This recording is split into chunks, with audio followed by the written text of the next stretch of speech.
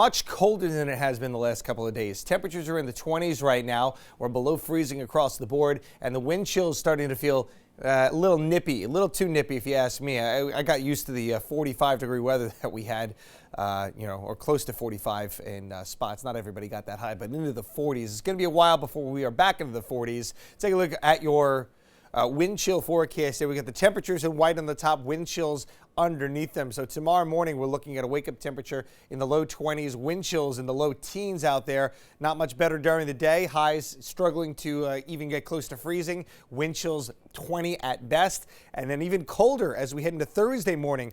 Actual temperatures are in the teens and could have wind chills in single digits in spots. But we are going to have plenty of sunshine, a few clouds mix in along the way from time to time. Again, look at those temperatures there. Below freezing across the board. Thursday morning is probably the coldest it gets before we begin to see the temperatures climbing into the weekend. We will see some clouds approaching, especially into the afternoon. There's a weak little clipper system that's going to pass through the northeast. Would not be shocked to see a flurry or a light snow shower somewhere, but for the most part, this clipper is dissipating right on top of us. So we'll go back to the sunshine on Friday, but it is not going to be colder. It is going to be warmer. Winds coming out of the southwest as we head into the weekend will bring those temperatures into the 40s. Clouds, though, right back as our active jet stream continues. It'll be a mostly cloudy day on Saturday with some light rain developing. That's a chilly rain, but again, the temperatures are well above freezing, so it is only rain. No snow for this. However, we're keeping an eye on this boundary as it kind of just hangs up offshore here heading into Sunday. And then we're going to watch for an area of low pressure across the southeast, tries to develop and ride up that boundary, and that could maybe bring us a little bit of snow on Sunday night. I will say, based on everything I've seen today, I'm not overly optimistic that this is going to have the opportunity to be a big snow. For one, it looks like it's moving well too fast here, and it's just not looking like the strongest area of low pressure. So, just has kind of the makings of maybe a 1 to 2 inch type storm. Again, those are not official forecast numbers, but just that based on everything today. Again, we're going to start to talk numbers as we get a little bit closer. If the forecast doesn't change, it would be maybe what I just kind of threw out there. But if it does change, we could be talking about either less or a little bit more. And so we don't really like to do that until we get into the 3 to 5 day range.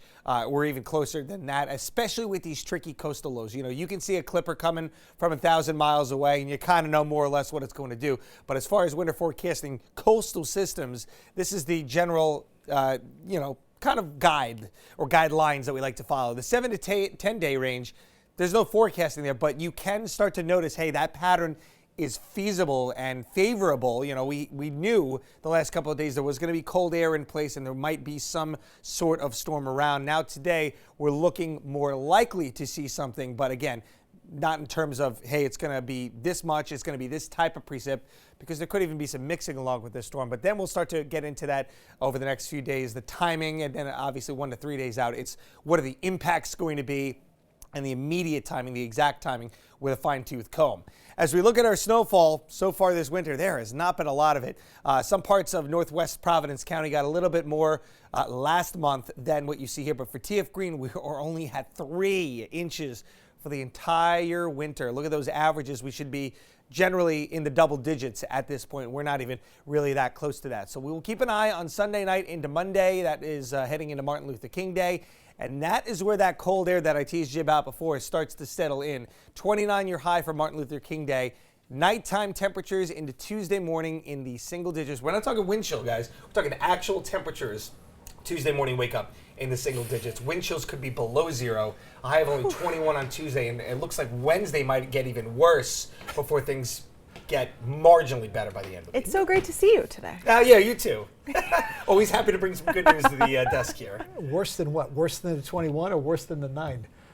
Probably both. Oh. Probably on both ends. Geez. So when the high's 21, and it's going to be worse than the high's being 21. That's bad. I'd rather have 9 inches of snow than be waking up to 9 degrees. I mean, you have to go outside, especially if you're a morning person. You can't avoid it.